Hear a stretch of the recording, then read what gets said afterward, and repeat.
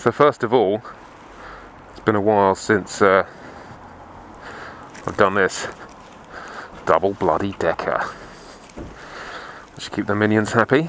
And second of all, this is the toy for today. It's a friend of mine's. It's not mine, sadly. The BMW S1000RR HP sauce. So yeah, I just had quite a leisurely cruise in. And you remember a while ago I did a video on the 1199 Panigale. Is it an everyday bike? I mean, can it be used as an everyday bike? My conclusion was kind of no. I mean, you can use anything as an everyday bike if you want, but it's not going to make life particularly easy for you. Do my old flappy bits up just so I don't scratch the paint. One left anything there? No. And we're off. We are bloody off. So it's December. It's probably 5 degrees. It's cold. There is a test of whether you can use a bike daily. This is it. Going into London, I've just been on the motorway. Quite a pleasant cruise on the motorway. Ridden an HP4 at the Fast Bikes Sports Bike of the Year in Portimao, but I only had a few laps on it. I just didn't want to crash it, so I didn't really experience it as a road bike. This is my first opportunity to kind of have some time on my own to kind of sit with a bike and understand it. I mean, that's kind of what you need to do, and that's actually quite a good word of advice. If you go on a test ride, make sure it's longer than an hour if possible, because if you want to buy something, by the time you jumped on it and kind of got used to it after 20 minutes, if you take it back, you're only going to remember certain parts of that experience, and you need to live with it for ideally 24 hours if you can, and do your normal route that you normally do. I mean, I had one of these. I had the standard S1000RR in blue, and it's very similar, obviously, apart from the electronic suspension and the extra bits and bobs. And when it's in slick mode, the light's about to go, but when it's in slick mode, you get these extra options here. So you can actually, I don't know if you can see this, please don't run over my foot. See this number going up here? Oh, press the wrong button, this one. That's affecting how much traction you want or don't want. And I've now just set a lap timer. I don't know how I've done that. This thing is so fast. It's so fast and so smooth that you really don't know how fast you're going. It's difficult to keep it within the limit. The quick shift is gorgeous. The fueling is gorgeous. There's no kind of jerky, beef jerky on it. I mean, there's just gallons of power there, and whether you'd ever actually get to use it or not. Thank you.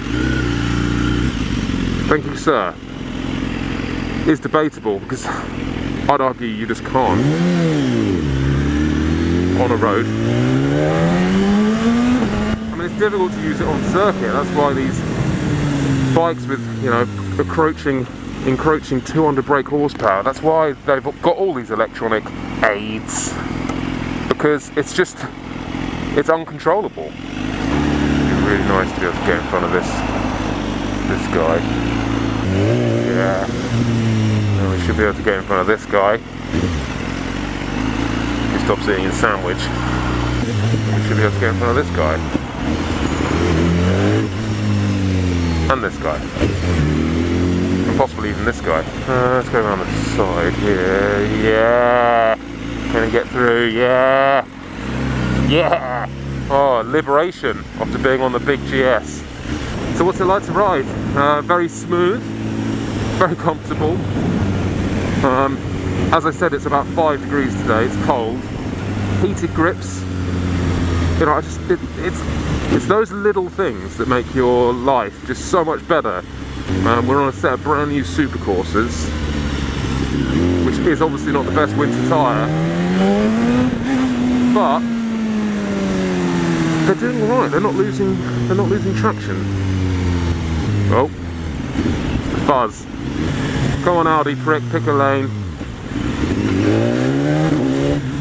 I do have one little issue with it. This bike is that because this ride-by-wire throttle is so smooth. I mean, you're never going to win. You're never going to win all of these arguments, because you take one thing away and it makes another thing worse. But because it's so smooth, it's difficult to blip the throttle. there's like a softening agent in there. So that's something you put in your washing machine. It smooths out this throttle response. So when you blip the throttle, there's a little delay. When you're riding it, that delay is useful because it smooths it out a bit. But when you first get on one of these and you pull away, it feels like you're going to stall it because you need to apply a bit more throttle. And that is the same on the standard S1000 as well.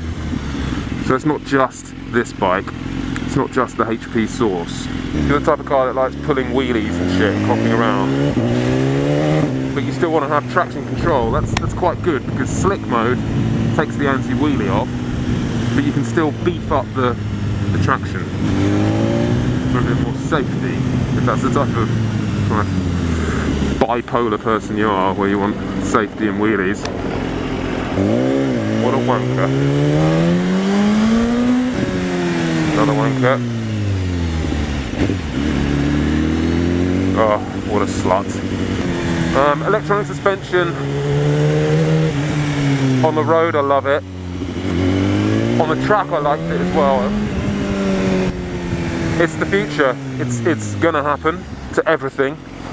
And yeah, I mean, I'm a fan of like analog things, but being able to just rock up at a touch of a button to a circuit or going out on a Sunday ride and just flick around with some knobs and whistles and set the bike up better, which ultimately is safer and more, you get more enjoyment out of the ride, and I can't see a problem with that. So basically, it's an excellent bike. There's no reason why you couldn't use this all year round. The only thing that would put me off using it all year round is just ruining it, which is why I didn't buy one, because I just didn't want to ruin it. It's kind of, it's almost too valuable. But then if you've got the cash, then go for it. Why not? It's an excellent bike, and compared to the 1199 Ducati, which it's growing on me way more, and the 1299 looks better. But could you use it as an everyday bike? This is definitely, if you wanted to ride every day, this is the machine that will make your life easier. It doesn't make you feel as special as the Ducati does. And for a lot of people, that's what they want. You know, they spent, actually this is effectively cheaper than the Ducati, but still, they've spent a lot of money and they want to feel like they've spent it well. And they're going to enjoy it. And even though this is faster everywhere and probably a better motorcycle, it still lacks that kind of, well, it doesn't stop as many people in the street. Oh, I've gone the wrong way. What a cock face. This is going to be not a great percentage faster in getting to work than anything else. You know, even my GS. You know, the only reason it potentially would be a lot faster is because you can fit through smaller gaps. It's nothing to do with the power, it's nothing to do with the electronic suspension. Those things, they're all tiny, tiny elements that will help you achieve a fast lap time. No one gives a shit if you can go down your road, your favourite road on a Sunday, 5/10 faster than you can on the older model. No one cares about that. But it is nice to ride one of these. But I've forgotten I'm riding it, if you know what I mean. I love it. And at the Sports Bike of the Year, this is the bike I chose that should be the Sports Bike of the Year over the Aprilia. But that's because it came down to lap times, and I think I would be able to ride this bike faster. At my level of riding, I thought I'd be able to ride this faster than the Aprilia. So that's why I chose it. I've forgotten I'm on the flagship sports bike from BMW, and that's the difference, I guess. And in some ways that's a good thing, because if you've forgotten you're on it, it's not intimidating. Oh, it's not intimidating at all, this bike, by the way. It really, oh fucking hell, we're cocked up now, aren't we? Look at that. You wouldn't want that to fall on your head, would you? I wonder if I have to stop traffic for it. So it's not that I'm unimpressed by this bike, it's incredible. I think my own attitudes to certain bikes are changing over the, they're changing since I've ridden quite a few different. Oh, what a fucking arsehole.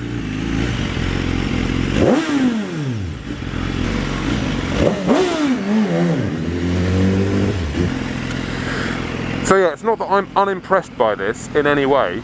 It's an incredible machine, but you can do everything on this, and if you've got the money to support it and you don't mind getting it, you know, a bit dirty and a bit, you know, average kind of tank marks where you've put stuff and you strap luggage to it, then it's got to be one of the best bikes in the world ever, because you could just drive this to the south of France. The fuel range is pretty good on it. You can strap shit to it, comfortable-ish for a pillion. It's got everything that you could possibly want.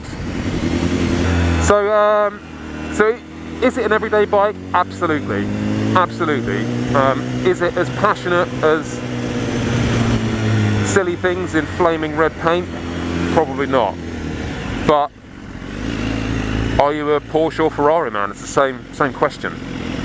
All these bike reviews, it's all nonsense. Just go and buy the one you like the look of and deal with the consequences.